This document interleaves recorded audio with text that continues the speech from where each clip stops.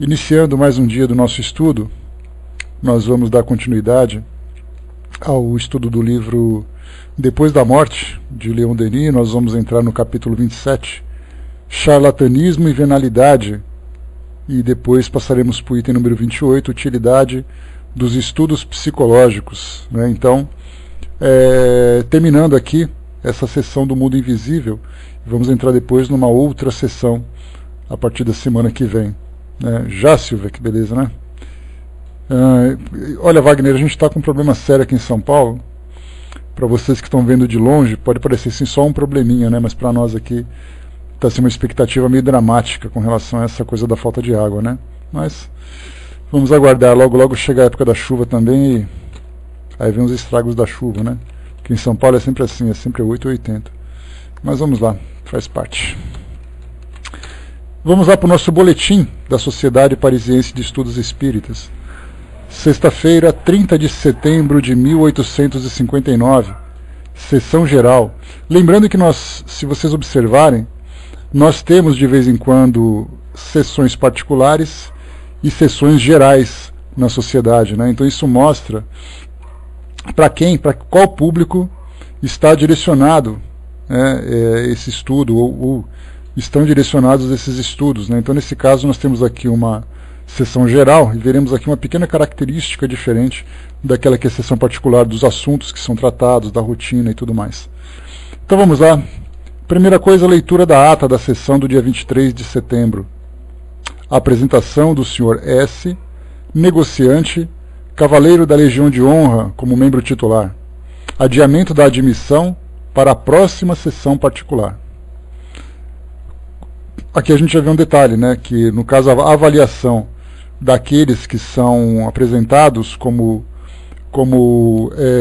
possíveis membros da sociedade, né, só um instantinho, pessoal, como possíveis membros da sociedade, nós temos aqui a avaliação é feita particularmente, não em público, né, se ele pode ser aceito ou não aceito. Então essa é uma das características desse tipo de reunião. E continua. Comunicações diversas. Só um instantinho. Leitura de uma comunicação espontânea dada ao Sr. R. pelo espírito Olivier. Essa comunicação é notável sob um duplo ponto de vista: o melhoramento moral do espírito, que cada vez reconhece mais o erro de suas opiniões terrestres e agora compreende a sua posição.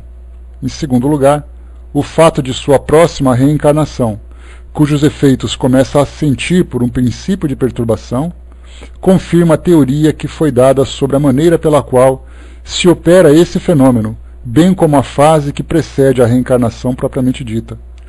Essa perturbação, resultado do laço fluídico que começa a se estabelecer entre o espírito e o corpo que o primeiro deve animar, torna mais difícil a comunicação do que em seu estado de completa liberdade. O médium escreve com mais lentidão, sua mão está pesada, as ideias do espírito são menos claras. Esta perturbação, que vai sempre aumentando, da concepção ao nascimento, é complexa ao aproximar-se esse último momento, e não se dissipa senão gradualmente algum tempo depois. Será publicada com outras comunicações do mesmo espírito. Olha que informação preciosíssima que nós encontramos aqui nesse boletim. Eu cheguei a trazer para vocês aqui uma daquelas psicografias que recebia, né, na minha família, lá na Comunhão Espírita de Brasília, e um espírito falava exatamente sobre isso. Ele dizia assim: eu começo a sentir aquela expectativa da reencarnação, só que ele lamenta, ele diz assim: justo agora que eu consegui me encontrar, consegui ficar mais equilibrado e tudo mais. E aqui ele começa então a sentir, e nesse caso temos uma psicografia que mostra, né, exatamente esse mesmo efeito, uma perturbação de um espírito que chega no mundo espiritual e começa então a se desprender das impressões do mundo físico, e da mesma forma também uma perturbação para aquele que começa a se preparar para a reencarnação. E aí nós tivemos uma palestra que eu cheguei até a postar para vocês lá no nosso grupo no Facebook, uma palestra da... me fugiu o nome dela agora. Vocês lembram, né, da palestra sobre reencarnação? Qual é o nome dela? Me ajuda aí, gente. Da Anete,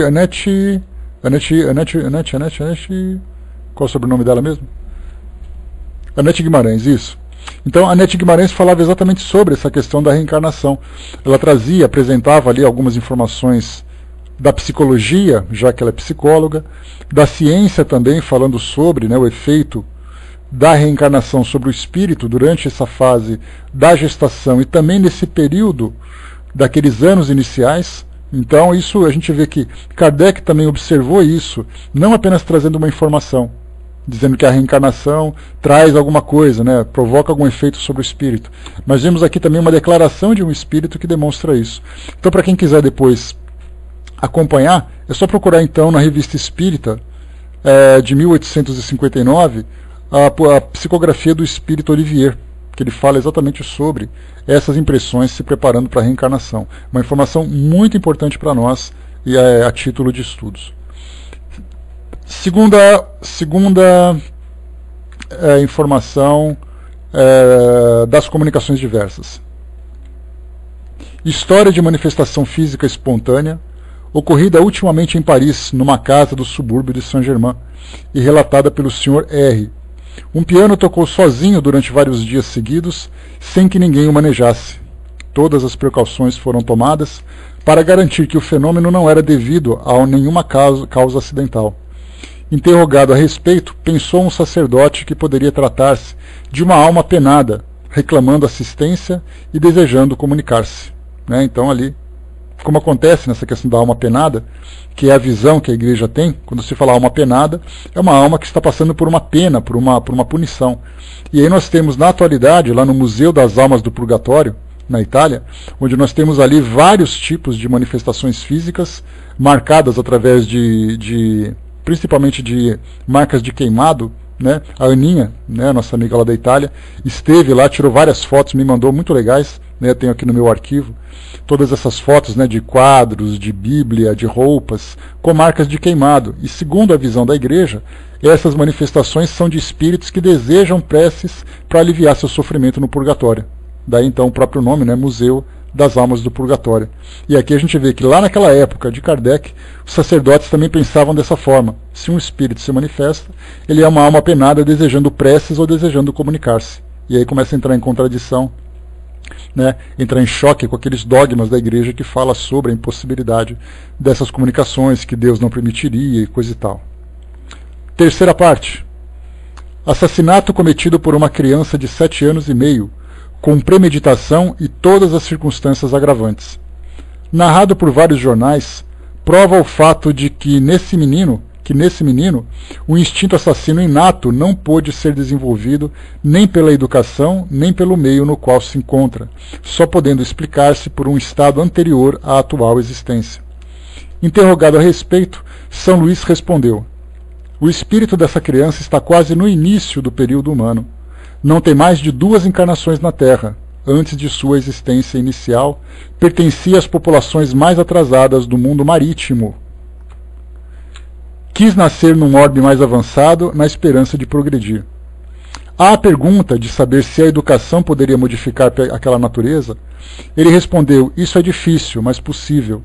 Seria preciso tomar grandes precauções, cercá-lo de boas influências e desenvolver-lhe a razão, mas tememos que se faça justamente o contrário. Aqui também vale um comentário interessante. Primeiro, que fala sobre populações mais avançadas do mundo marítimo. Como é que nós podemos entender isso? Eu, sinceramente, não conheço nada, nenhum tipo de informação doutrinária que nos traga algum detalhe, até porque quando a gente estuda sobre a evolução dos espíritos, saindo daquela condição do mundo animal, do mundo inferior ao humano, passando para o mundo humano, nós temos aquela fase que, através dos estudos que a gente faz da atualidade da arqueologia, nós temos ali aqueles humanoides que foram descobertos pelas pesquisas, que viveram há 1 milhão de anos, 800 mil anos, né, como no caso da própria Lucy, aquele espírito, né, aquele esqueleto que foi encontrado na África, que era ali daqueles primeiros, né, dos Homo erectus naquela época, né, que andavam, que eram bípedes. Depois tivemos os Homo sapiens, Homo habilis, Homo sapiens sapiens, né, que somos nós, né, não nessa ordem, né, mas são só citando os nomes, né, os australopitecos, homem de Neandertal. todos esses grupos primitivos que viveram naquele passado, nós podemos entender como sendo o elo que conecta o período humano do período animal. Então, nesse caso aqui, São Luís fala que esse espírito, na sua segunda encarnação, nasceu aqui no mundo mais evoluído, mas ele veio então de um mundo marítimo. Como é que nós podemos entender isso? Essa é uma dúvida que fica no ar para nós. Se surgirem mais informações, a gente vai tentando encaixar ali essa pecinha que ficou faltando. E tem um detalhe também que é contado sobre essa história. Pois é, foi São Luís que disse, né, o Wagner? Não foi um espírito que simplesmente veio e fez uma citação. E como Kardec não explorou esse assunto, a gente fica com essa interrogação. Como é que a gente vai interpretar essa informação? Mais uma vez, ó, não tem mais que 2 encarnações na Terra. Antes de sua existência atual, pertencia às populações mais atrasadas do mundo marítimo. Quis nascer num orbe mais avançado, na esperança de progredir. Então isso aqui é uma informação do Boletim da Sociedade Parisiense de Estudos Espíritas, uma informação dada por São Luís, quer dizer, a gente tem todas as credenciais mais sólidas e avançadas que nós poderíamos ter. E de repente traz uma informação dessa que nós não conseguimos decifrá-la, né? Então isso aqui fica uma incógnita para todos nós. E um outro detalhe a respeito dessa questão é que quando se fala sobre que ele queria nascer num mundo mais avançado, mas acabou depois provocando nessa tragédia toda. Nós temos uma informação lá no livro Céu e Inferno de um espírito que era um criminoso arrependido, que é então que ele cometeu um latrocínio, né, roubou, depois ele acabou assassinando e tal.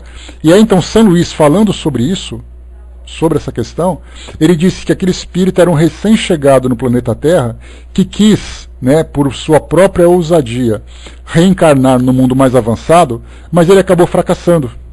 Então mostra que muitas vezes o espírito quer dar um passo maior do que a perna. Ele vive naquela condição ainda primitiva e depois acaba convivendo num ambiente com o qual ele não se encontra ainda adaptado. O Wagner colocou o espaço para esse espírito ter essa consciência de desejar crescer mais rápido. Seria esse elo? Olha, Wagner, a gente lembra sempre assim, que quando se fala sobre a evolução dos espíritos saindo desses mundos mais inferiores para chegar na condição humanoide, ou chegar humana, ele passa pelos mundos primitivos, mundo que a Terra já foi. Nós já conversamos sobre isso numa outra oportunidade. A Terra já foi um mundo primitivo, na época em que tinha esses humanoides. A pré-história registrou essa fase, né, onde nós tivemos os homens das cavernas, os nômades, depois os homens sedentários, as primeiras civilizações. Então nós vemos através da nossa história, desde aquele princípio da história antiga, da pré-história, da história antiga, nós temos ali uma fase de transição interessante, da evolução da humanidade. Né? E nesse caso nós temos ali os espíritos então evoluem não apenas no plano espiritual, mas também nesse mundo físico. Mas conforme eles chegam nessa condição de mundo primitivo, eles começam também a desenvolver a consciência e consequentemente o livre-arbítrio, o intelecto e tudo mais. E aí então chega num ponto em que eles avançam até o limite da condição de um mundo primitivo para o mundo de provas e expiações, e aí então eles se julgam na condição, né, se ousam avançar para esse mundo para tentar evoluir mais rápido. E essa rapidez, então, chega como prova e muitas vezes ao fracasso. Muitos espíritos passaram por isso e se deram bem. Conseguiram, apesar da sua agressividade, da sua dificuldade, passar por tudo isso. Então, hoje a Terra não é um planeta, que faz essa conexão entre os mundos inferiores para o mundo dos humanos. Já foi. Quando nós evoluímos para o mundo de provas e expiações, são outros mundos que acolhem esses espíritos na condição de encarnados. Então já chegamos aqui. Como nós vamos passar para o mundo de regeneração, os espíritos de provas e expiações passarão para outros mundos compatíveis com essa natureza, né? A Cindizinha colocou: isso pode acontecer mesmo, é permitido ao espírito tentar dar um passo maior do que a perna. Duas condições que a gente viu agora na própria codificação, Cindizinha. Primeiro, nós temos aqui na Revista Espírita essa citação de São Luís. Lá no livro Céu e Inferno também temos. Eu vou até pesquisar para saber se por acaso não são os dois espíritos.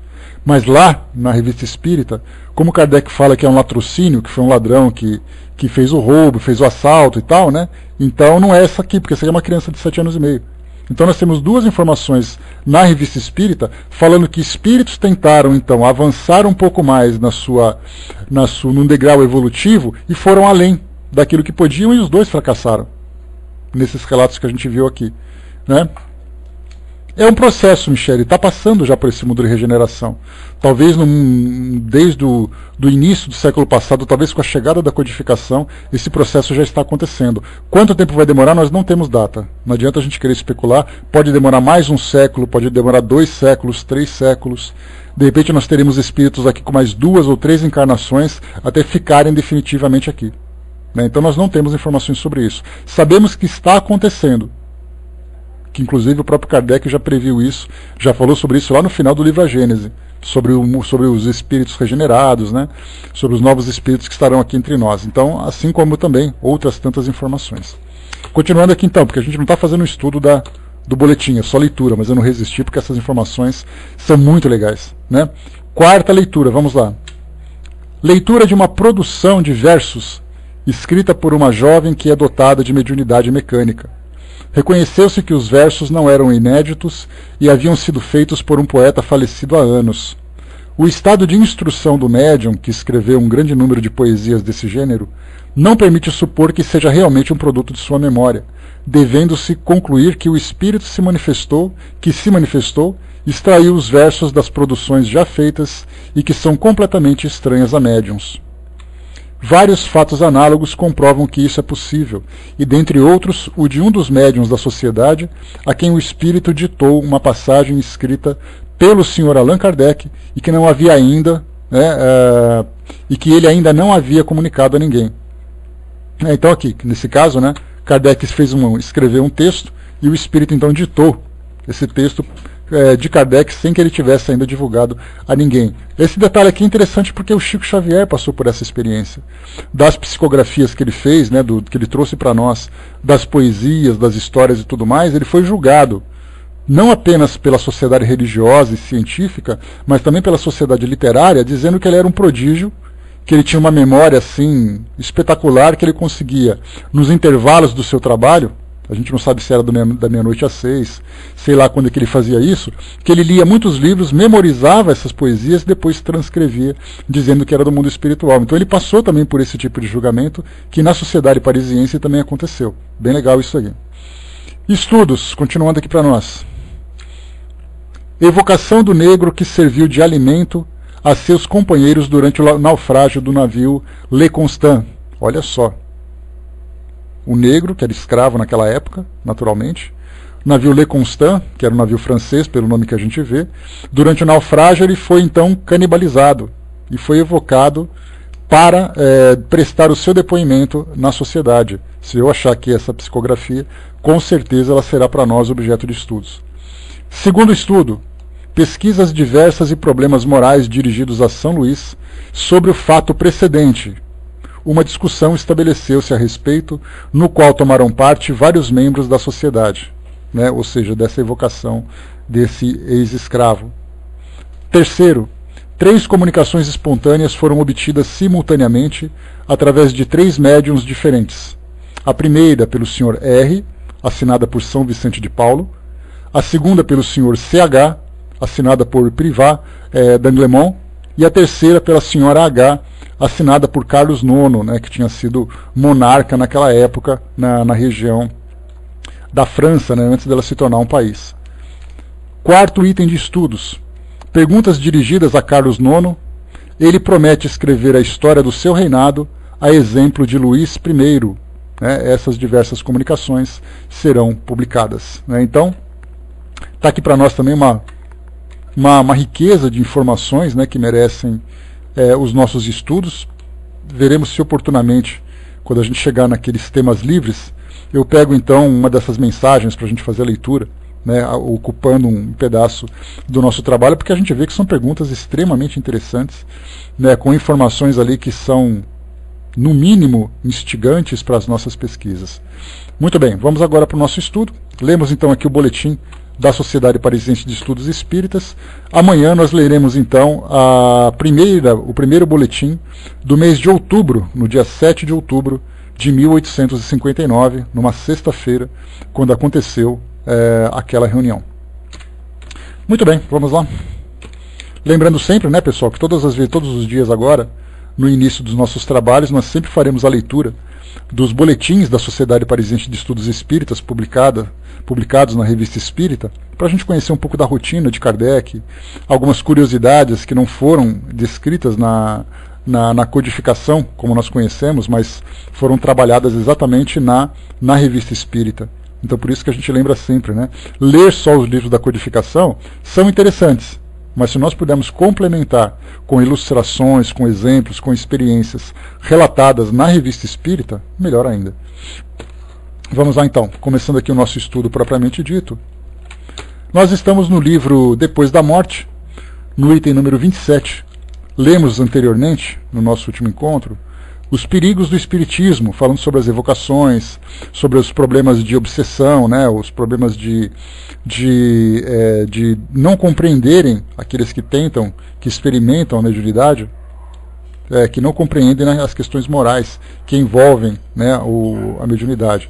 E agora a gente vai entrar no item 27, charlatanismo e venalidade. Né? Venalidade vem da ideia do vender.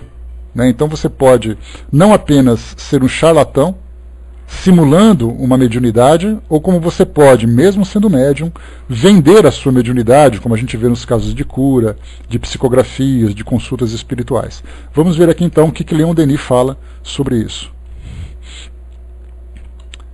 Não é a perfídia dos espíritos malévolos o único escolho que o espiritismo encontra no seu caminho. Outros perigos ameaçam-no, e estes vêm dos homens. Então, quando a gente estuda sobre a comunicação entre o mundo espiritual e o mundo físico, nós temos dois pontos importantes a considerarmos. Primeiro, a própria natureza moral dos espíritos. Aqueles espíritos mentirosos, espíritos brincalhões, espíritos violentos, ameaçadores e tudo mais. Mas um outro perigo também são dos próprios homens. Muitas vezes, médiums ou aqueles que simulam a mediunidade, que acabam depois trazendo o problema também para o espiritismo. E nós vemos isso na televisão. Ontem mesmo, ou antes de ontem, eu vi um vídeo no Facebook de uma igreja evangélica em que eles supunham a materialização de órgãos, né, do corpo humano num processo de cura. E fizeram nada mais, nada menos do que a materialização do coração de um homem, que quando caiu no balde era um coração de boi, dizendo que o coração dele estava doente e que a pastora retirou o coração doente dele. E ele estava vivo sem coração. E isso sendo filmado, as pessoas vendo, aplaudindo e tudo mais. Né? Então a gente vê situações assim, tanto, né, no meio espírita, e naturalmente aqueles que são desmascarados deixam de praticar a doutrina espírita. Eu vou ver se eu acho, Cindizinho, aí eu posto para vocês lá na nossa lista. Uma coisa sempre medonha. E uma outra pastora também tirando a veia, a artéria, né, a aorta, puxando assim do pescoço, foi saindo a aorta dele assim, porque ela estava entupida. Então duas situações assim, a aorta e o coração. Simplesmente isso que a suposta pastora acabou retirando num processo de cura, né? E a pessoa ficava viva e saudável depois. Então são coisas assim medonhas, bizarras, né? Isso aí é uma coisa que somente uma inteligência que seja muito reduzida é capaz de aceitar. Mas nós vemos que muitas vezes mentes privilegiadas de encarnados, de homens, acabam utilizando essa astúcia, esse conhecimento para manipular a fé das pessoas, como nós vemos pelo mundo afora. Né? Em qualquer religião nós encontramos situações assim. Temos aqueles que trabalham com sinceridade, mas temos aqueles que se aproveitam da boa fé das pessoas. Então Leon Denis considera também isso como algo importante, como Kardec já falou também lá no próprio livro dos médiuns. Temos que ter cuidado com os espíritos, mas também temos que ter cuidado com os homens. Vamos em frente aqui. O charlatanismo e a venalidade podem invadir e arruinar as novas doutrinas, como invadiram e arruinaram a maior parte das crenças que se tem sucedido neste mundo. Produtos espontâneos e mórbidos de um meio impuro, eles desenvolvem-se e espalham-se por toda a parte. A ignorância da maioria do povo favorece e alimenta essa fonte de abusos. Muitos falsos médiuns, muitos exploradores de todos os graus, já têm procurado no espiritismo um meio de fazer dinheiro. Isso, naturalmente, porque dentro da doutrina, o fato de nós termos a comunicação com o mundo espiritual, que é algo que na atualidade, e naquela época também, instigava muitas pessoas, excitavam, despertava curiosidade, então isso acabava sendo ali um objeto de comércio desse mercado negro, vamos dizer assim, da falsidade e da mentira, né? O magnetismo, nós o vemos, também não está ao abrigo desses industriais.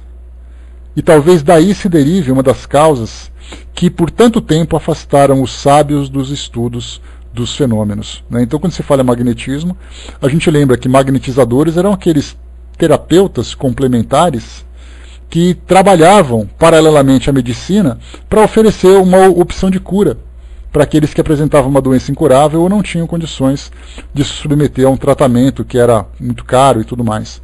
Então os magnetizadores, né, que eram aqueles que simplesmente faziam imposição de mãos, como se tivessem ali grandes poderes. E na verdade não passava de um teatro, como nós vemos também hoje.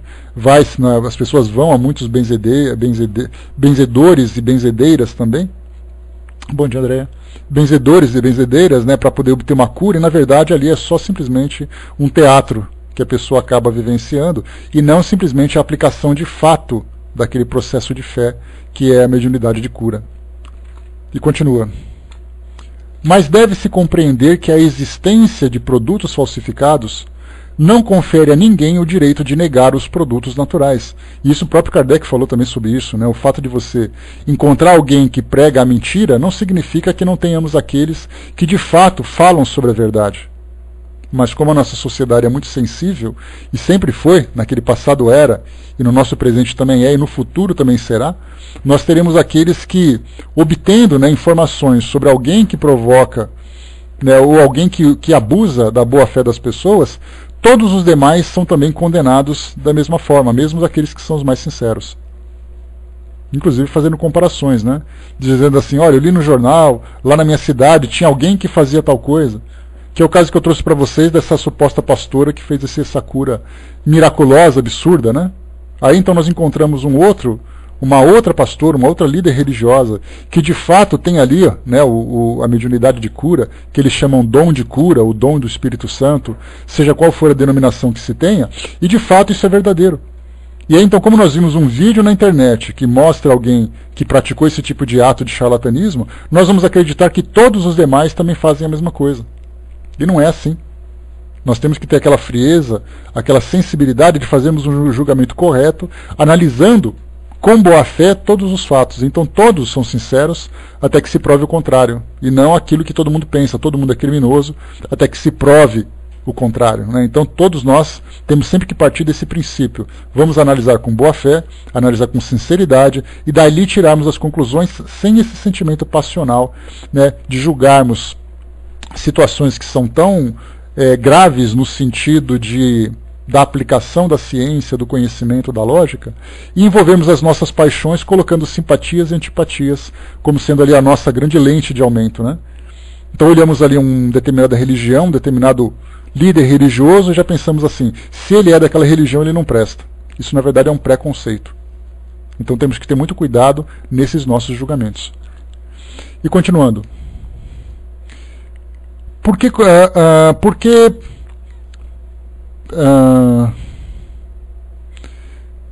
que pelotiqueiros se intitulam físicos, conclui-se que as ciências físicas são indignas de atenção e exame?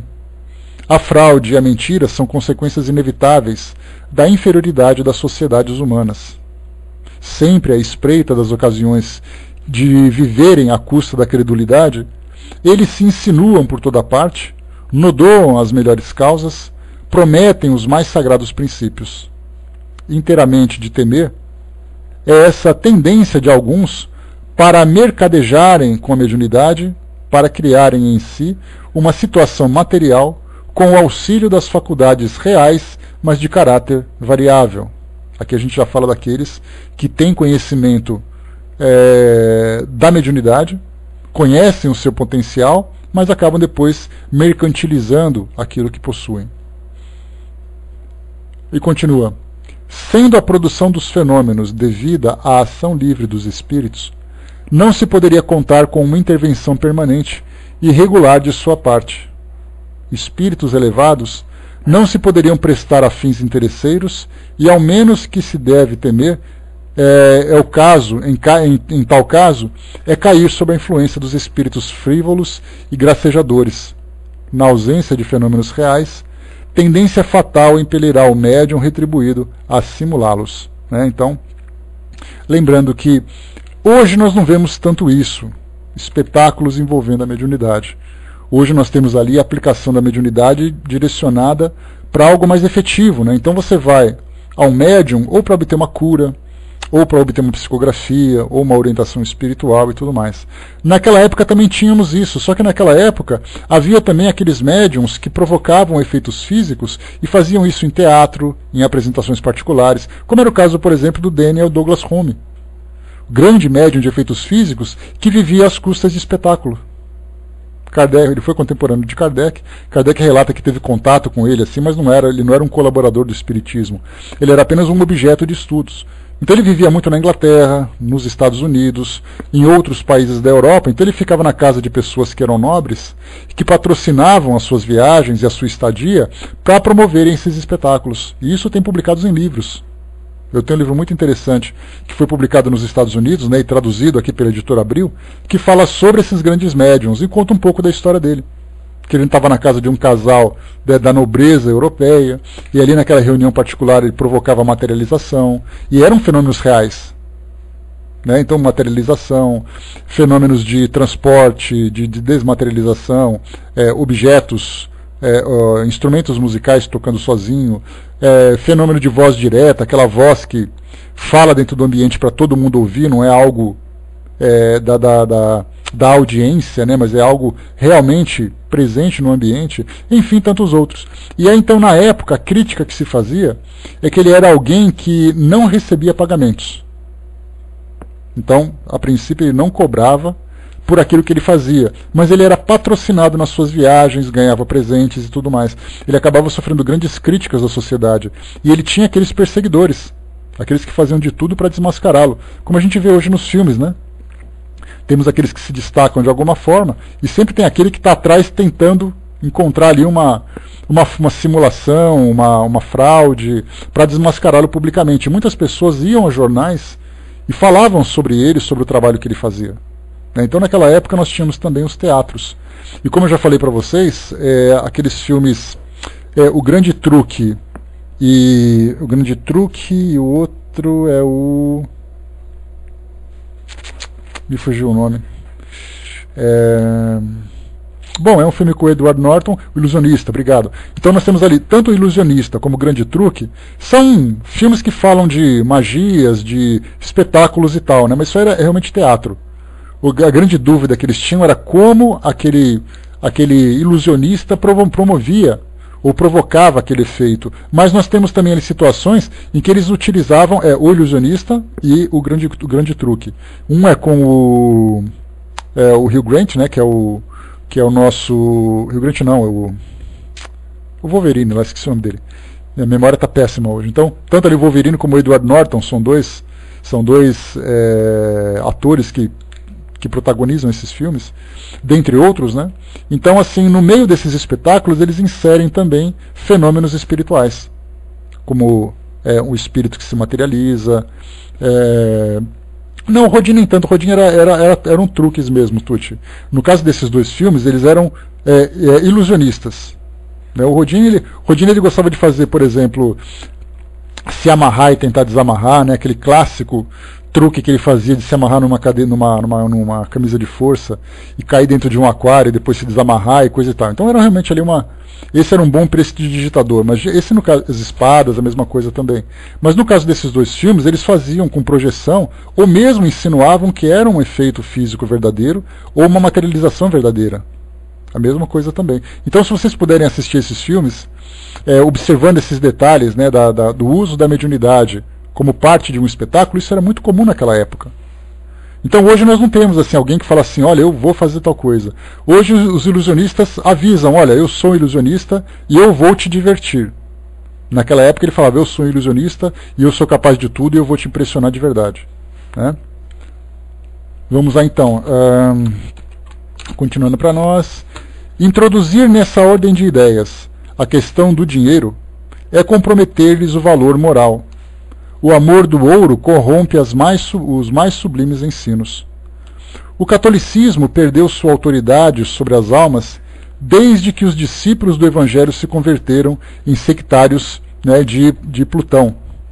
Se o Espiritismo se tornasse mercenário, se as provas que fornece da imortalidade, se as consolações que concede não mais fossem que objeto de explorações, sua influência ficaria, por isso mesmo, enfraquecida, e o processo por ele trazido à humanidade, em vez de rápido e geral, só seria muito lento e inteiramente individual. Eu acho que é Plutão, viu, Zé? Porque tem alguns erros de grafia aqui. Eu vi Pluto, mas eu acho que é Plutão. Mas depois a gente pesquisa sobre isso para entender exatamente o que Leon Denis quis dizer com isso. A ignorância não é um flagelo menor. Muitos desses que se entregam às manifestações, desprovidos de noções exatas, pouco esclarecidos sobre as questões de fluidos, de perispírito, de mediunidade, confundem e desnaturam todas as coisas por falsas interpretações. Lançam depois verdadeiro descrédito sobre tais estudos, fazendo conceber aos incrédulos que neles só há ilusões e quimeras. Mas a ignorância é difícil de vencer. Os erros e os abusos que engendra têm muitas vezes mais império do que a verdade e a razão. Não há um princípio, uma doutrina que não tenha sido desnaturada, nenhuma verdade que não tenha sido falsificada, obscurecida a bel prazer. Algumas pesquisas que eu já tive acesso falavam sobre... né, eu vou pesquisar sobre isso depois, beleza, Zé? Algumas pesquisas que eu cheguei a ter contato falavam sobre outros concorrentes de Jesus naquela época, que não levavam, né, porque o Jesus muitas vezes ele é visto por muitas religiões cristãs, inclusive, como aquele que promovia grandes milagres. Então falavam sobre curas, sobre transformação de água em vinho, multiplicação de peixes, andar sobre as águas e tudo mais. Focam, assim como acontece no Espiritismo, nos fenômenos. Mas se fala muito pouco sobre o Sermão da Montanha, sobre os diálogos particulares que ele tinha com os apóstolos, com pessoas específicas, exemplos morais. Então Jesus também passou por isso. Tinha concorrentes que demonstravam fenômenos de levitação, de curas e tudo mais, mas não tinham a preocupação de levar a palavra, né, a moral, a assistência moral, como acontecia naquela época. Então nós vemos que Jesus ele tinha duplo aspecto visto naquela época. Na verdade, 3 aspectos importantes. O primeiro era o homem dos milagres. O grande médium, né, o homem do espetáculo, vamos dizer assim. Esse é o primeiro aspecto dele. O segundo aspecto é o lado moral, que levou o Evangelho como uma palavra de transformação, para muitos vistas como palavras de salvação e tudo mais, mas tinha esse lado moral. E o terceiro era o homem da sociedade, era o homem subversivo, que agitava a população, que foi perseguido por Roma, que foi perseguido pelos judeus também. Então era aquele homem que agitava, mudava a cabeça das pessoas e tal. Então nós tínhamos esses 3 aspectos, tanto que hoje nós temos 2 linhas de pensamento interessantes sobre Jesus, que é o Jesus bíblico e o Jesus histórico. O Jesus histórico estudavam quem foi Jesus, onde que ele viveu, qual era o contexto, o que ele realizou. O Jesus bíblico, ou Jesus divino, se assim preferirem, era aquele que trazia então essa palavra de salvação. Então, naquela época, Jesus tinha ali os seus concorrentes, um ou dois cidadãos que faziam esses espetáculos nas ruas, nas cidades, para poder ter ali os seus seguidores, criar suas próprias facções. Então, naquela época, nós tínhamos Jesus com concorrências, e na atualidade, né, entre aspas, de Kardec, também tinha ali aqueles que eram os grandes médiuns, tínhamos aqueles grandes médiuns, e também outros concorrentes que não necessariamente eram espíritas, mas eram médiuns, eram conhecedores dos fenômenos. Então também preocupados com esse espetáculo. E preocupados com esses espetáculos, criavam então ali as suas legiões de seguidores, que bancavam a sua existência porque viviam disso, sem se esquecer do aspecto moral que o Espiritismo apresenta. Continuando para nós aqui. Apesar dos preconceitos e da ignorância, apesar das hostilidades conjuradas, o Espiritismo, nascido ontem, já tem dado passos de gigante. Há 40 anos balbuciava suas primeiras palavras. ei-lo agora derramado sobre todos os pontos do globo. Hoje se contam por milhões de seus adeptos, entre os quais muitos são os mais incontestados mestres da ciência. Olha só então, aqueles homens de ciência que estudavam o aspecto científico do espiritismo e endossavam sua realidade, coisa que, como a gente já conversou, não existe hoje. Hoje nós encontramos pessoas de fé que apresentam, que são, vamos dizer assim, embaixadores e porta-vozes do espiritismo.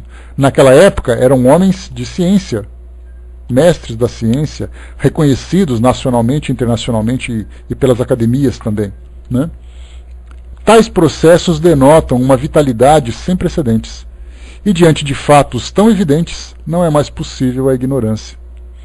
Verdade é que, se examinarmos de perto o estado do espiritismo, notaremos em seu seio não só o germe dos abusos já assinalados, mas também causas de divisão, de rivalidades, de opiniões e de dissidências. Em vez da união e da harmonia, encontram-se muitas vezes antagonismos e lutas intestinas. Lutas intestinas são aquelas lutas apaixonadas, com raiva, com antipatia, com perseguições e tudo mais. Já o Cristo dizia, há 19 séculos, não vim trazer a paz, mas a divisão.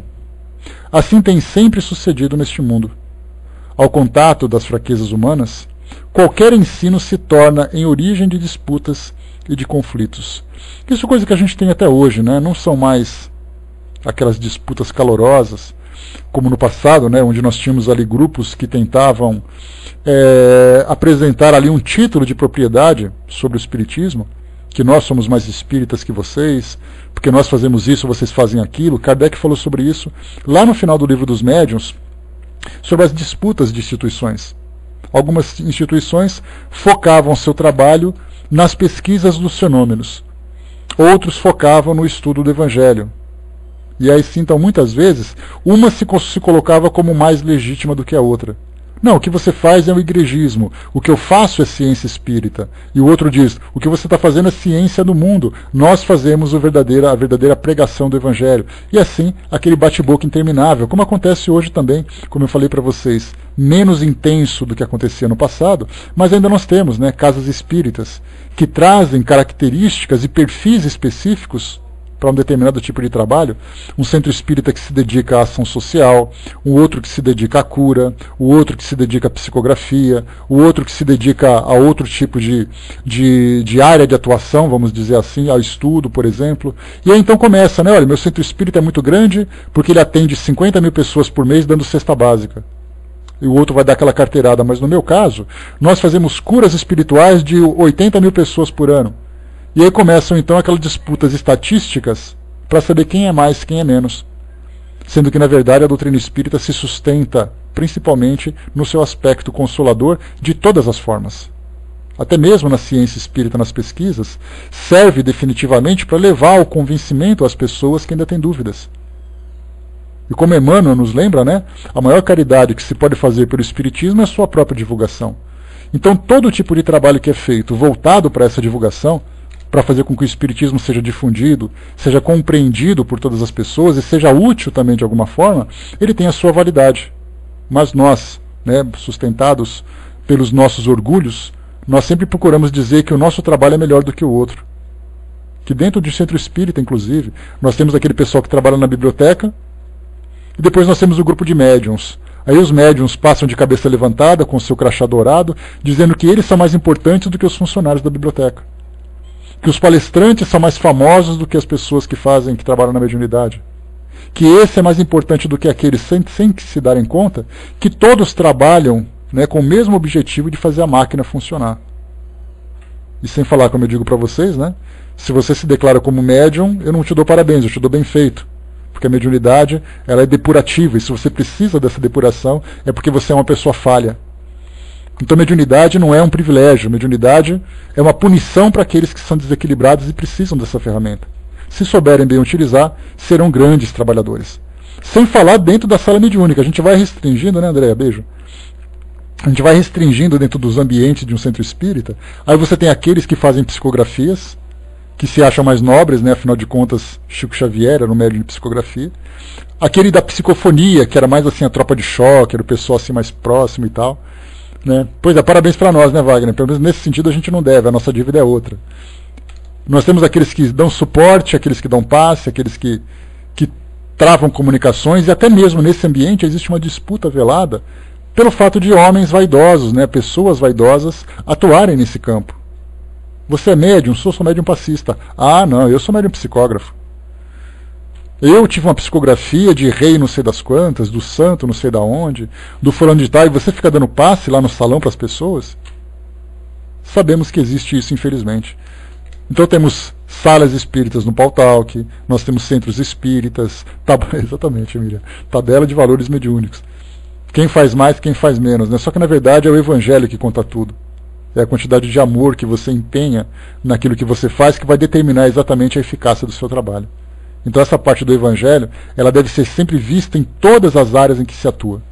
Se você trabalha no balcão de uma biblioteca e você atende aquela pessoa com amor, sabendo que aquele livro que você está dando para ela levará informações para que ela possa se transformar moralmente, então você está fazendo o seu trabalho bem feito. Se você trabalha na faxina, lembrando que o pano que você passa no chão vai deixar um ambiente limpo para que as pessoas possam receber o medicamento moral que elas precisam, então você está fazendo um trabalho bem feito.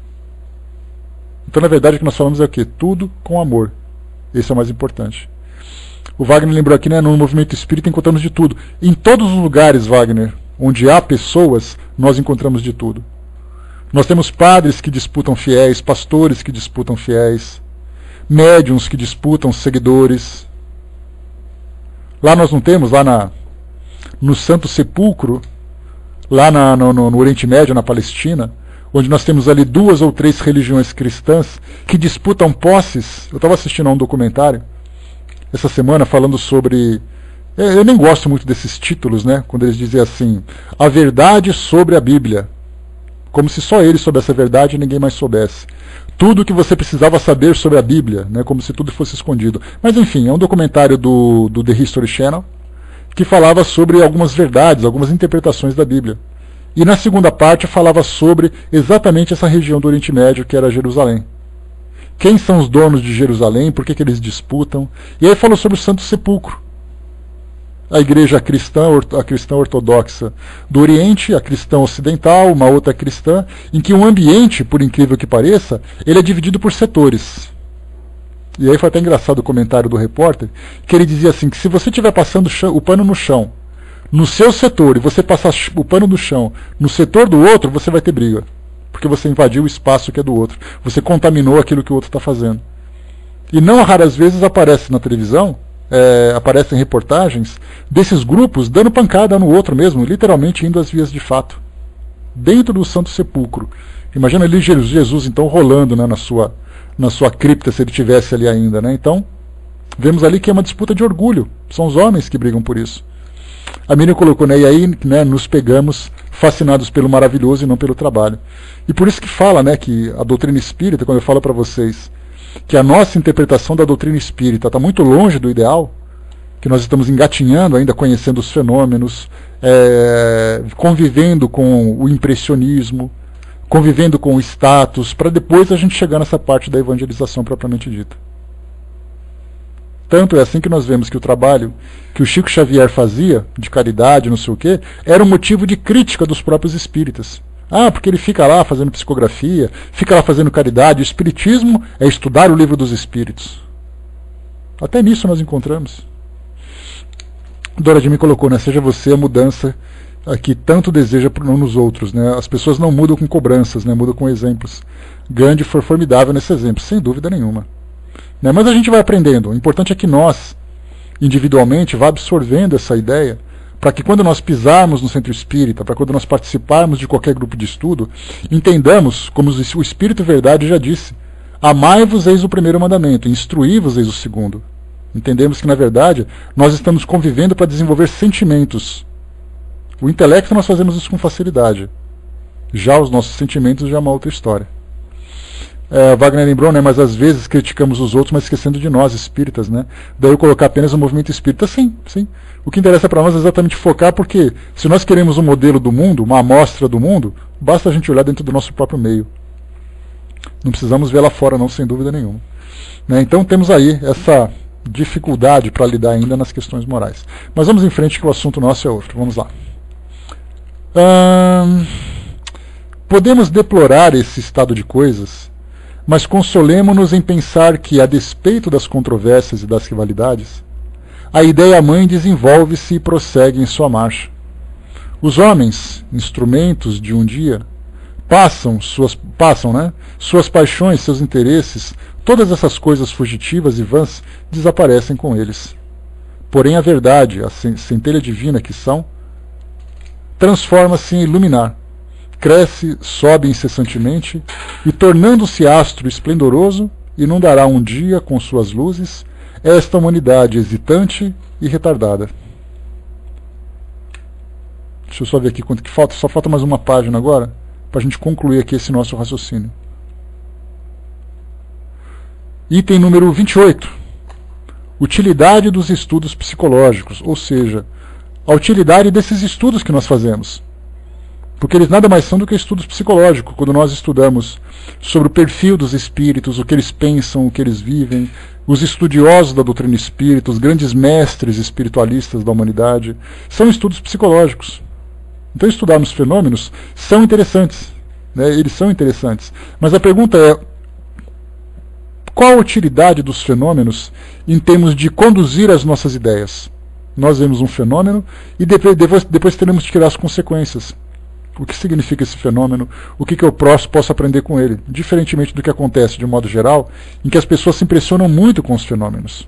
Como eu já falei para vocês, numa palestra que eu tive a oportunidade de fazer, 2 palestras na verdade, eu falava sobre o que é o espiritismo para as pessoas, não o que é o espiritismo de fato. Porque isso nós encontramos nos livros da codificação e no trabalho esplendoroso que tantos espíritas já fizeram, né, nesse decorrer de séculos que o espiritismo existe aqui entre nós. Mas eu falava assim, o que é o espiritismo para as pessoas? E aí foi que eu trouxe para vocês aqui numa outra vez também. Eu repito só porque muitos de vocês não estavam aqui, então a gente reforça. O que é o espiritismo para as pessoas? Depende do que ela viveu e depende do motivo que ela tem para se aproximar do espiritismo. Eu citei um verso de uma música do Oswaldo Montenegro, que falava sobre eu amava como um pescador que amava mais a rede que o mar. Né? Alguma coisa assim, deixa eu ver. Que se encanta mais com a rede que com o mar. Ou seja, o pescador no meio do oceano fica encantado com a rede que está na mão dele, sem se dar conta do local onde ele se encontra, do tamanho do oceano. E quando eu fiz essa colocação, eu me referi exatamente a isso. Que muitas pessoas assim, eu preciso de um tratamento espiritual. Aí ele faz um tratamento de cura, fica melhor, complementando aquele trabalho que ele faz no seu médico, né, no hospital, na sua clínica e tal. E aí então ele fica encantado com o médium que fez aquela cura, com a cura que ele recebeu, e não se dá conta de tudo aquilo que o espiritismo pode oferecer para ele.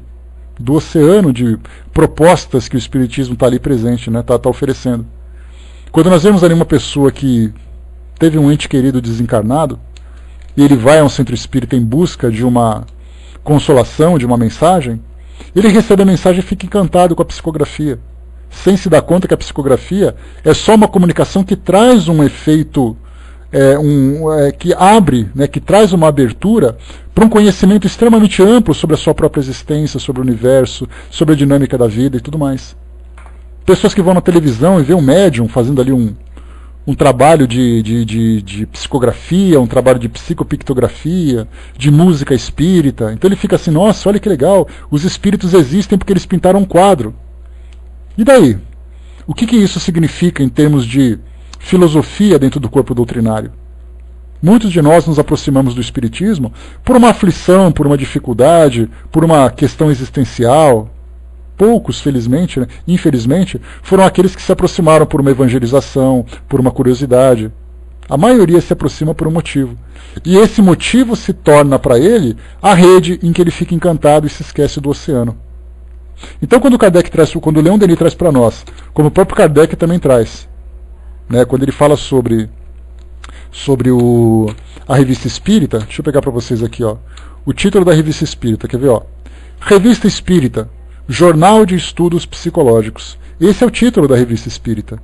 O que significa isso? Que esses artigos que são publicados não são artigos de entretenimento, que a gente lê e fala, olha que legal, o espírito fez tal coisa. A pergunta é, quais são as consequências morais e psicológicas que essa informação pode nos proporcionar? É daí a necessidade do estudo, que a gente sempre acaba realizando, falando um pouco mais, se aprofundando, analisando, etc. e tal. Cada um tem seu motivo, né, Catinha? Então, às vezes é um motivo, às vezes são vários motivos, outros buscam uma consolação, um esclarecimento. A maioria sempre vai pela dor do que pelo amor, como a gente sempre fala, né? Então, nesse caso aqui, quando o Leon Denis também traz para nós essa informação, utilidade dos estudos psicológicos, vamos então entender a partir do raciocínio dele, né, o que ele quer dizer com isso. Vamos lá. Bom dia, Francis. O caráter essencialmente racional que o Espiritismo revestiu torna pueris as acusações de empirismo e de sobrenaturalismo que muitas vezes lhe dirigem. Então, muitas vezes, naquela época principalmente, né, olhavam o Espiritismo pelos fenômenos físicos, aparições e tudo mais. Hoje não é muito diferente. O Espiritismo aparece nas novelas, a gente pode ver que o médium, quando ele aparece, ele se destaca pelo fenômeno que ele provoca, e não pela sua conduta moral. Aquela pessoa do bem, normalmente são pessoas do bem, né? Mas o mais importante para ele, quando ele fala assim, eu sou espírita, vamos para uma reunião mediúnica. Não é aquela coisa assim, eu sou espírita, achei uma carteira na rua e devolvi. Eu sou espírita, eu sou caridoso com as pessoas da minha casa. Percebem? Que até mesmo a mídia leva esse destaque, que você sendo espírita, quando você fala assim, escuta, você é espírita? Sou. Você é médium? Não, não sou. Ah, tá. Quer dizer, você perdeu o encanto pelo fato de você não ser o homem do espetáculo. Né? Então, nesse caso, é exatamente o que Kardec, o que Leon Denis coloca, que naquela época assim, hoje também é assim. Exatamente porque a mídia acaba promovendo essa imagem de que todo espírita só é um bom espírita se ele for um provocador de fenômenos, se ele for um médium ostensivo. E continuando, não seria demasiado insistir sobre esse ponto. A realidade das manifestações espíritas repousa, como já vimos, sobre testemunhos inegáveis de homens cuja competência é reconhecida. Então o Leon Denis fala sobre que os fenômenos espíritas foram já observados, analisados e atestados como sendo fenômenos verdadeiros. Muito bem.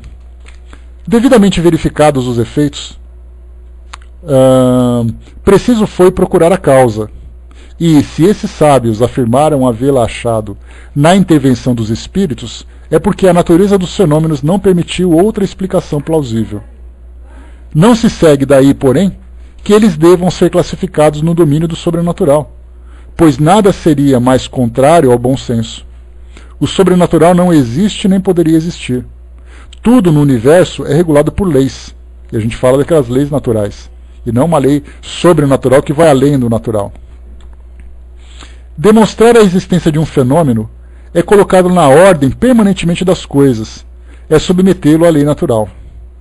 No meio deste universo em que tudo, seres e coisas, se encadeia e se liga em estreita solidariedade, em profunda e sublime harmonia, não há motivo para o milagre nem para o sobrenatural. Leis tão rigorosas, tão inflexíveis como as que governam a matéria, regem o mundo invisível. Para conhecer seu admirável funcionamento, só há um meio: estudar. Apesar das dificuldades que apresenta, não há estudo mais fecundo que esse do mundo dos espíritos. Abre ao pensamento perspectivas inexploradas, ensina a nos conhecermos, a penetrarmos os recônditos do nosso ser, a analisarmos as sensações, a medirmos as faculdades e, em seguida, a melhor regularmos o seu exercício.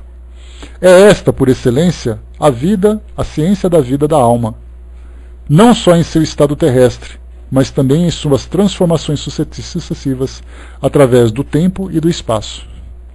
O espiritismo experimental pode tornar-se um meio de conciliação, um traço de união entre esses dois sistemas inimigos, o espiritualismo metafísico e o materialismo, que há tantos séculos se combatem e se dilaceram sem resultado algum.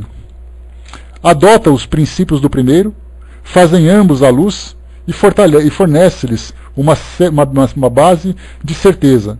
Satisfaz ao segundo, procedendo conforme os métodos científicos, mostrando no perispírito corpo fluídico semimaterial, a causa de numerosos fenômenos físicos e biológicos.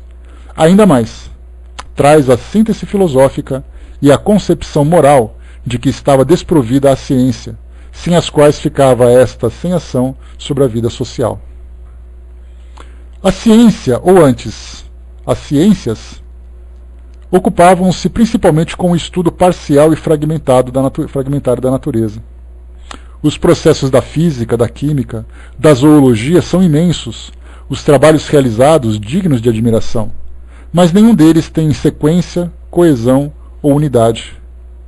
Conhecendo somente um lado da vida, o exterior, o mais grosseiro, e querendo sobre estes insuficientes dados regular o jogo das leis universais, a ciência atual, lacônica e insípida, a classificação de fatos imateriais, limita-se a uma teoria do mundo, puramente mecânica, inconciliável com a ideia de justiça, pois em suas consequências lógicas chega à conclusão de que, na natureza, a força é o único direito.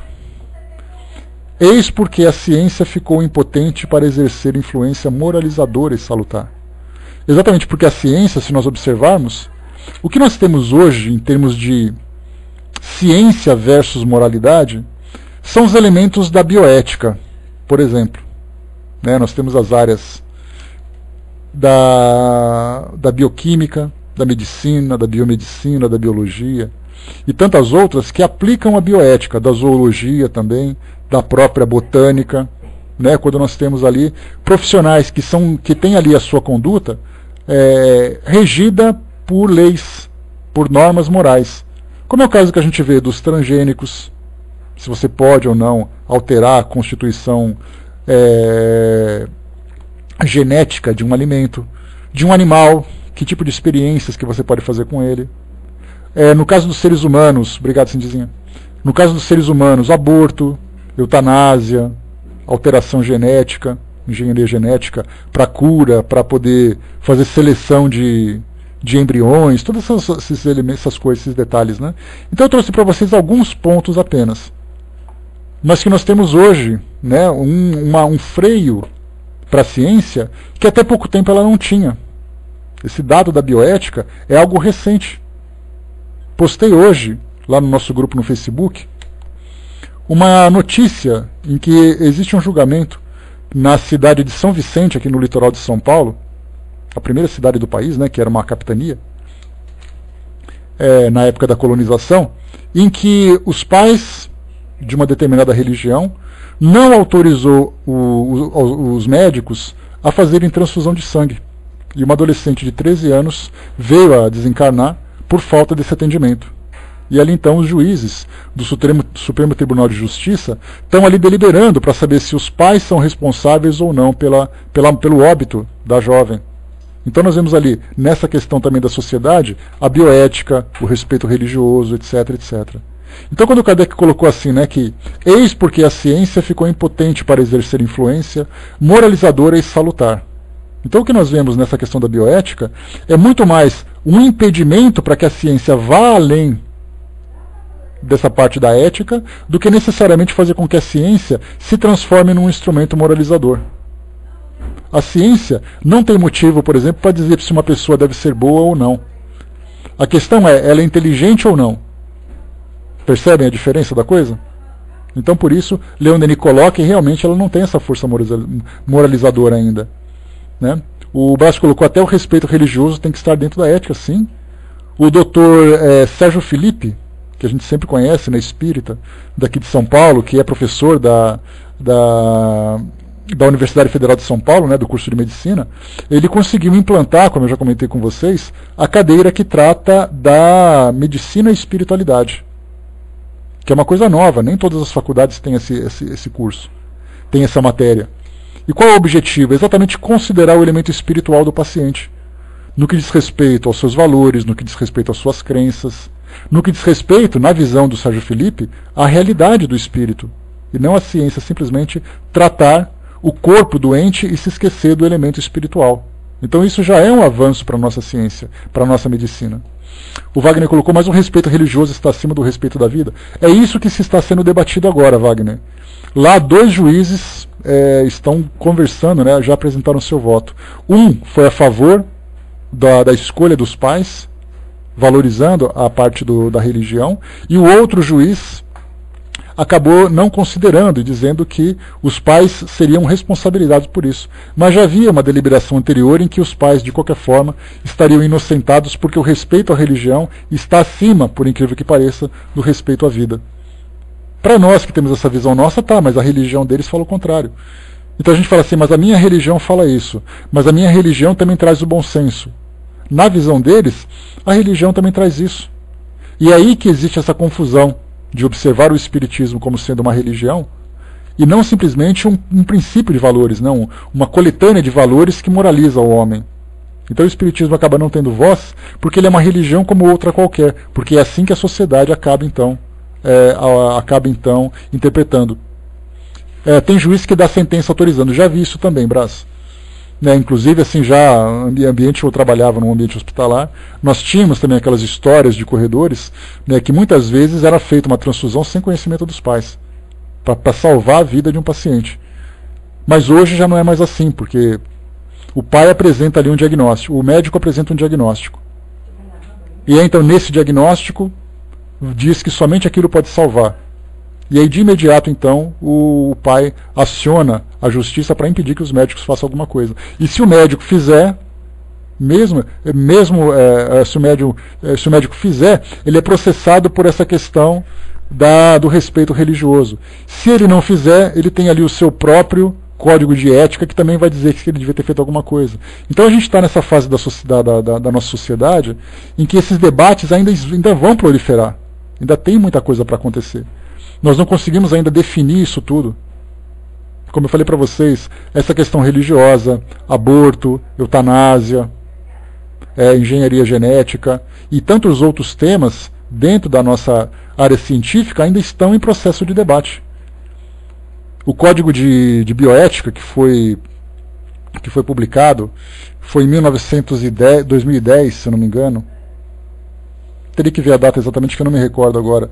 Mas ela foi amplamente debatida no Congresso para regulamentar, no caso, o uso de embriões congelados para pesquisas da ciência, os alimentos transgênicos, qual é o limite de você alterar geneticamente um alimento, o uso de animais para experiências, como eu falei para vocês, e tantos outros temas. Não houve definição ainda. E aí a gente fica com aquela vontade de dar a nossa opinião, só que ao mesmo tempo tem um monte de gente dando opinião também. Quem é o dono da verdade? Enquanto nós não tivermos essa consciência, essa moralização da nossa sociedade, nós veremos apenas a partir da nossa perspectiva. Porque ao mesmo tempo que aquela religião não permite que haja uma transfusão de sangue, porque seria uma contaminação do templo divino que é o corpo, os representantes dessa religião se encontram nos tribunais protestando contra o aborto. Olha só que coisa, na nossa cabeça, na nossa visão, que coisa mais incoerente. Você quer preservar a vida para não ter o aborto, mas ao mesmo tempo você não permite salvar a vida de alguém que está doente. Quando é que isso vai se esclarecer? Quando a própria sociedade, sofrendo as próprias mazelas, quer dizer, você toma uma decisão, essa decisão é errada e o problema vira contra você. Então é através da dor que a gente vai se moralizando, que a gente vai se desenvolvendo, que a gente vai ampliando a nossa compreensão. Então muita coisa ainda se tem para a gente poder entender e desenvolver a partir da nossa visão. Até mesmo dentro do Espiritismo. Me recordo que há uns 10 anos, quando estudávamos aqui o Livro dos Espíritos, aqui no Pautalk, numa sala antiga que já fechou, havia o debate. Se por acaso um anencéfalo, foi na época em que começou essa história do anencéfalo, o anencéfalo tem espírito ou não tem espírito? Você pode provocar eutanásia ou não pode? E aí então, quando você fala sobre essa questão do anencéfalo, pegava um trecho do Livro dos Médiuns e dizia assim, o espírito está dizendo que pode acontecer de algumas vezes o corpo não passar apenas de um pedaço de carne, sem nenhum tipo de vida. E aí se apegavam nessa única questão do Livro dos Espíritos para poder justificar que a eutanásia num processo de anencefalia era válido. E ao mesmo tempo nós tínhamos a oposição que pegava em jornais, porque quando se fala em anencefalia, você não fala necessariamente da ausência completa daquela estrutura do cérebro, né, do encéfalo, na verdade. Você pode ter, por exemplo, uma perda parcial ou um mau desenvolvimento parcial. Então, vamos dizer assim, anencéfalo, o A é um prefixo de negação. Encéfalo quer dizer essa estrutura cerebral. Então, o anencéfalo é aquele que não tem cérebro. Só que, na verdade, a anencefalia ela pode ser parcial. E aí, então, apresentavam artigos de jornais dizendo assim que uma criança que tinha anencefalia viveu por 6 meses, 1 ano, 2 anos. Uma criança que era anencéfala, que tinha uma má formação craniana e também, né, uma má formação encefálica, reconhecia os pais, sorria. Quem é o dono da verdade? E aí então tínhamos, né, um congresso que eu... Já estou acabando, tá, pessoal? Está acabando nosso horário aqui. Um congresso de ciência e espiritismo que nós tivemos uma vez, aqui transmitido pelo Paul Talk. Foi até num congresso espírita... Foi o primeiro congresso espírita do Maranhão, se eu não me engano, que foi transmitido aqui pela internet. E eu tive a oportunidade de acompanhar. Então nós vimos alguns dos representantes da Associação Médico Espírita, né, aqui do Brasil. Aí, tá vendo? Assim, dizia, lembrando ali, Marcela viveu 2 anos e 8 meses. Quer dizer, justificaria o aborto dela, né, durante a gestação, para que ela não tenha vivido 2 anos e 8 meses naquela condição? Então, o que eu ouvi naquele congresso? Representantes das associações médicas espíritas aqui de cada estado, naturalmente todos eles concentrados na Associação Médica Espírita Brasileira, eles defendiam a não prática do aborto na anencefalia, porque futuramente o aborto poderia ser legalizado. Olha o argumento que eles utilizavam. A gente não pode fazer isso agora, porque no futuro eles vão querer fazer aborto por qualquer coisa. Não é por isso que a gente tem que defender. Na verdade, você tem que defender a não prática do aborto nas condições devidas, né, justificada pela ciência, pelo fato de você preservar uma possível vida que esteja ali, até que tudo seja definido. Então, os nossos próprios médicos usam um argumento desse.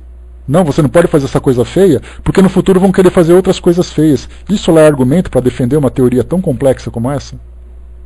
Então, por isso que a gente vê o quão profundo ainda se encontra, né, a verdade sobre esse assunto, e ainda quanto de debate nós vamos ainda ter em todas as áreas da sociedade, né, no caso, por exemplo, da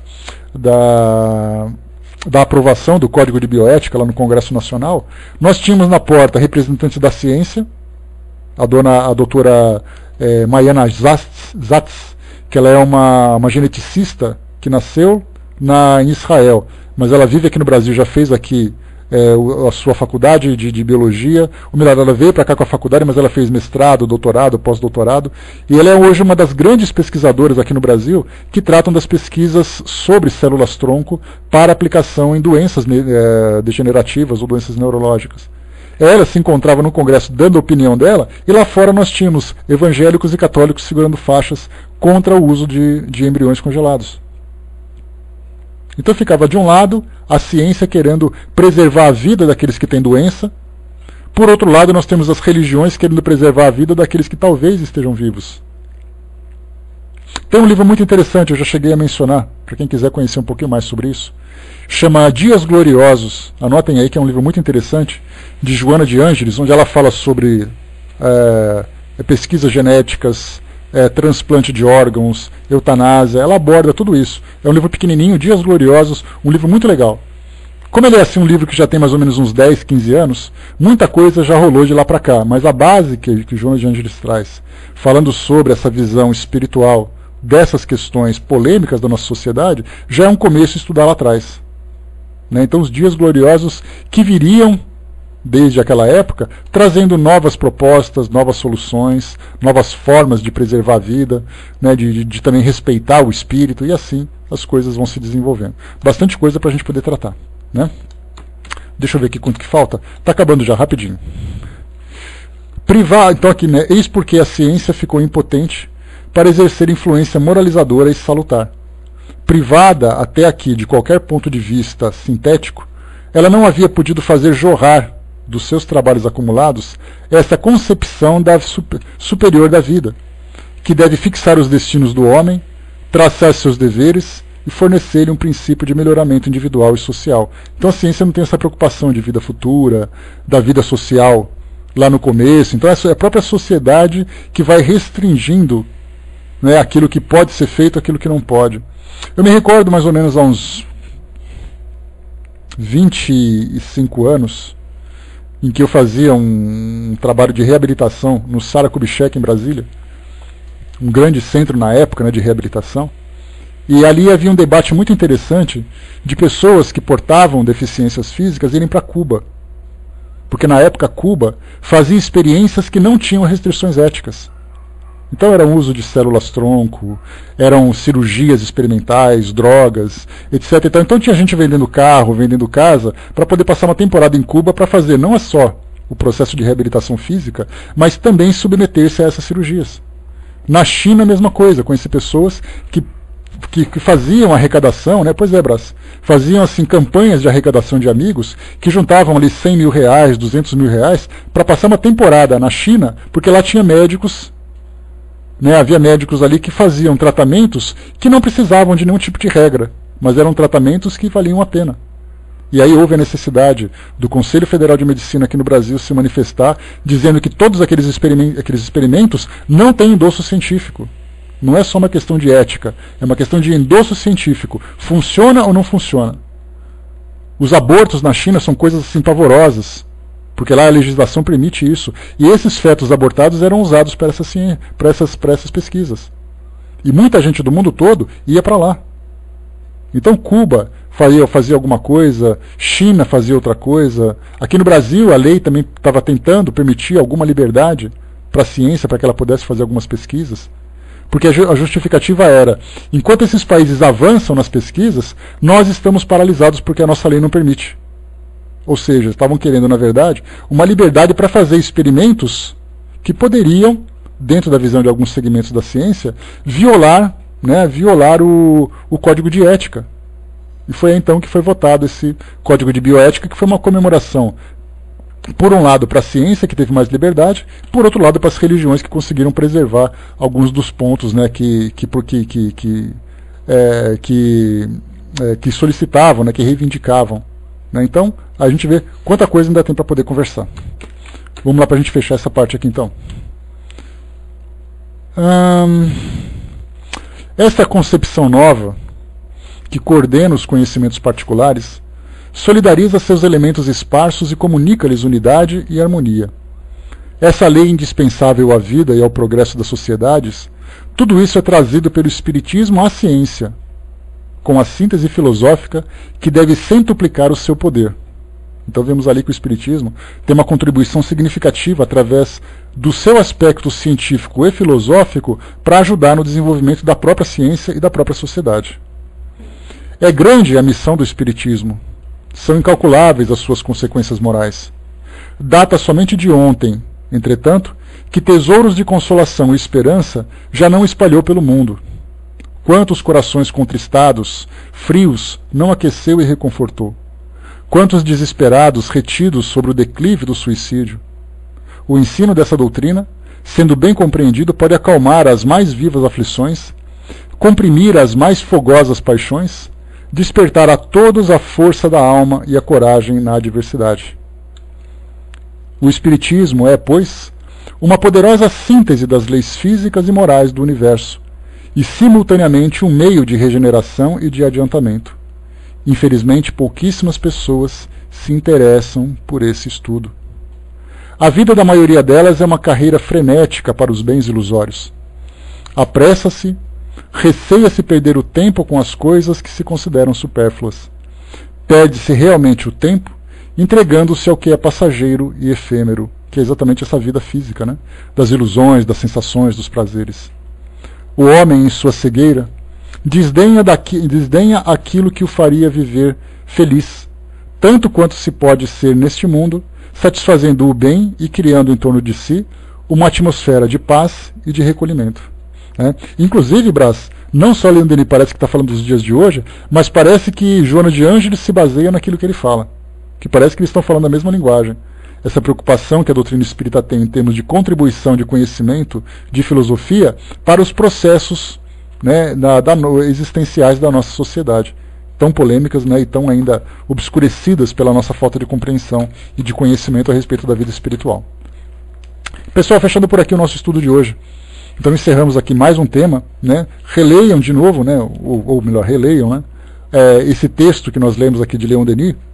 Deem uma lida, memorizem um pouquinho alguns trechos, reflitam sobre aquilo que o Espiritismo oferece em termos de conhecimento aplicado no nosso dia a dia, porque esse é um grande problema que nós enfrentamos hoje.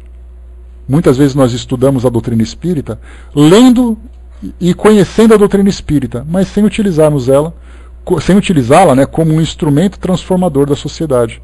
Então nós temos que pegar esse conhecimento e começar a ver televisão, jornal, situação do cotidiano e perguntar o que o Espiritismo pode contribuir para que isso seja visto de um modo diferente. Porque essa dupla vida que nós temos, né, você começa a estudar o Espiritismo e decora todos os livros. Mas fora disso você não está completamente alheio ao que acontece na vida, no dia a dia das pessoas, no nosso próprio dia a dia. Então temos que usá-la realmente, Brás, como fiel da balança, uma referência para que a gente possa analisar e fazer julgamentos de tudo aquilo que diz respeito à nossa existência. Decorar é fácil, entender é complicado, né, Catinha? Esse é o problema. Mas é isso, gente, fechando por aqui. O nosso próximo estudo do nosso livro Depois da Morte vem a quarta parte, porque o que a gente estava estudando até agora era o mundo invisível. Agora a gente vai para que era a terceira parte, né? A primeira parte, que deixa eu pegar aqui rapidamente no índice, só para a gente poder organizar aqui os nossos estudos. A primeira parte, crenças e negações. Falamos do capítulo 1 ao capítulo 8 sobre religiões, doutrina secreta, Índia, Egito, Grécia, Gália, cristianismo, materialismo e positivismo, crise moral. Na segunda parte, falamos sobre os grandes problemas, o universo e Deus, a vida imortal, pluralidade das existências, alvo da vida, a prova, as provas e a morte, objeções. A terceira parte que nós estudamos agora, o mundo invisível. A natureza e a ciência, a matéria, a força, princípio único das coisas, os fluidos e o magnetismo, fenômenos espíritas, testemunhos científicos, espiritismo na França, o perispírito, o corpo espiritual, os médiuns, evolução perispiritual, consequências filosóficas e morais, o espiritismo e a ciência, charlatanismo e venalidade e agora a utilidade dos estudos psicológicos. Vamos para a quarta parte agora, que é o além-túmulo. Falar sobre o homem, ser psíquico, a hora final, o julgamento, a vontade e os fluidos, a vida no espaço, a erraticidade. Fizemos na sexta-feira passada, na Sala Espiritismo Net Jovem, um estudo sobre erraticidade, né, que a gente vai falar sobre isso novamente. Vida superior, os espíritos inferiores, o inferno e os demônios, a ação dos homens sobre os espíritos infelizes, justiça, solidariedade e responsabilidade, livre-arbítrio e providência, e depois reencarnação. Depois da quinta parte, o caminho reto a gente vai ver oportunamente. Então, são esses os temas dos nossos próximos estudos, nesse novo capítulo, que vai do item número, dessa parte, né, que vai do capítulo 29 até o 41. Né, mais ideias aí para a gente poder trocar sobre a doutrina espírita, né? Quanta coisa legal e apaixonante que é para nós conhecer o espiritismo e estudar esses seus aspectos, né, essa sua visão. Então, fechando por aqui, meus amigos, vou passar para a nossa amiga Andréia, que vai fazer um encerramento para nós, e daqui a pouquinho a gente volta. Depois vocês vão, lavem a cabeça para tirar um pouquinho do calor dos neurônios, né, fervilhando de tanto pensar, para acalmar um pouquinho, né?